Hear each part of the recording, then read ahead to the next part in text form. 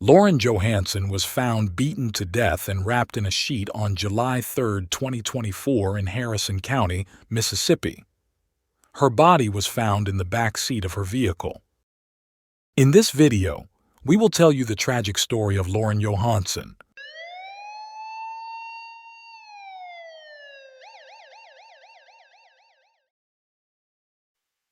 As some background into Lauren, she was born on October 30, 2001 in Ocean Springs, Mississippi.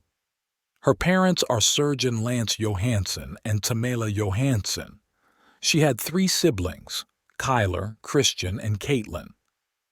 She graduated from Vancleave High School and she was studying nursing at the University of Southern Mississippi.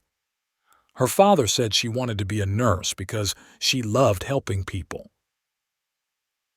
The best quality about her was that she had a really big heart. Lauren started dating Bricen years ago. He was said to be the star player on his high school football team. Bricen does have a prior criminal history. He was arrested in January 2021 in Hancock County, Mississippi for DUI. He was also arrested in October 2022 for auto burglary in nearby Harrison County, and again in December 2022 for possession and trafficking of a controlled substance. Their relationship seems like it was turbulent, and Lauren decided to end things when she headed off to the University of Southern Mississippi. Her family claim obsessed. Bricen stalked her on and off for years, breaking into her apartment and starting fights with any men she tried to date.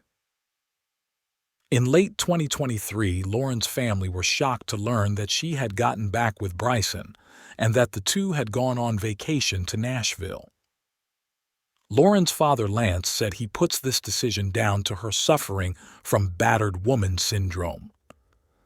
When Lauren and Bricen went to Nashville, they went to Topgolf and also checked out a museum.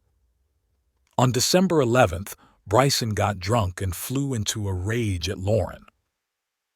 He accused her of having sex with a bartender.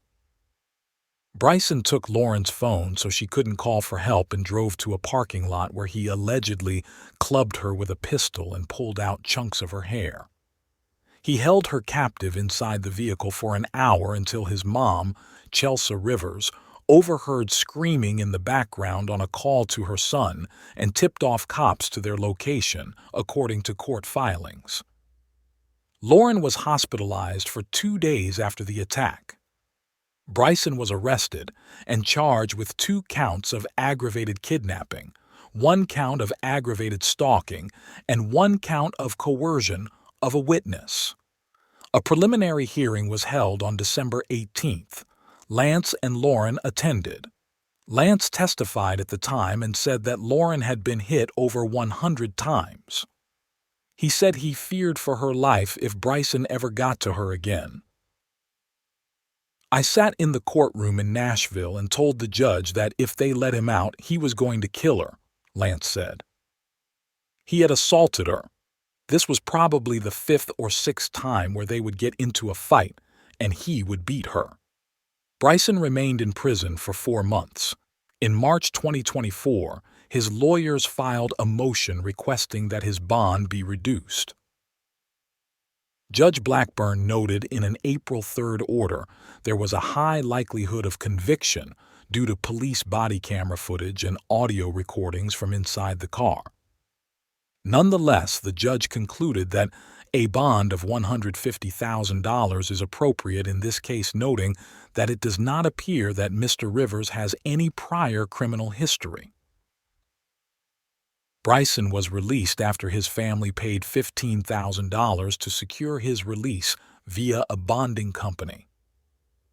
Judge Blackburn's order, which was signed by Bricen, said he was barred from leaving Davidson County and should be placed on electronic monitoring. Freedom Monitoring Services, the company involved in keeping tabs on him, didn't appear to know he was supposed to stay in the Nashville area. However, Bricen was meant to be given an ankle monitor, and this did not happen.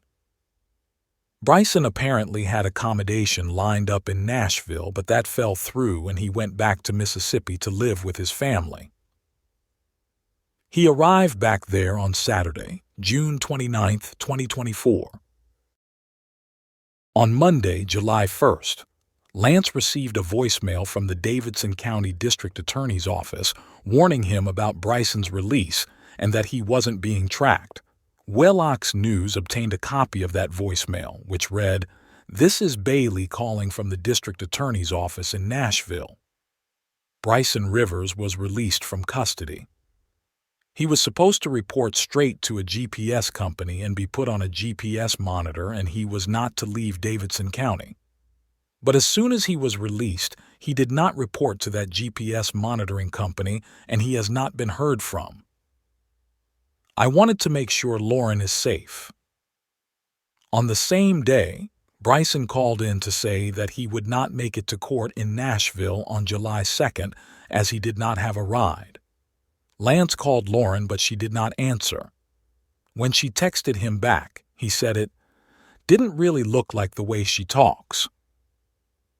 The police used OnStar to track Lauren's vehicle, and it was discovered at Wolf River Cemetery in Harrison County, Mississippi, on July 3. Police informed Lance that Lauren's vehicle had been found, and he went to the cemetery. "I knew she was dead," Lance said. "She was basically beaten to death. Her face was smashed in. Her head was smashed in. She was brutally beaten to the point she couldn't see out of either eye when she finally died, and there was multiple holes in her head," he said. He continued, "I helped the coroner lift her body out of the car. It was just mutilated." After dumping Lauren's body in the vehicle, Bricen fled into the woods. He was captured after a manhunt that went on for hours.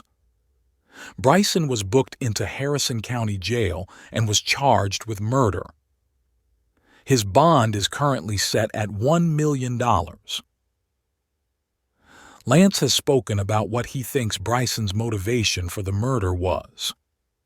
"It all came to a head because of this new court date," Lance said. "He knew they were going to throw him back in jail for violating the order, and he wouldn't get out for the next 20 years.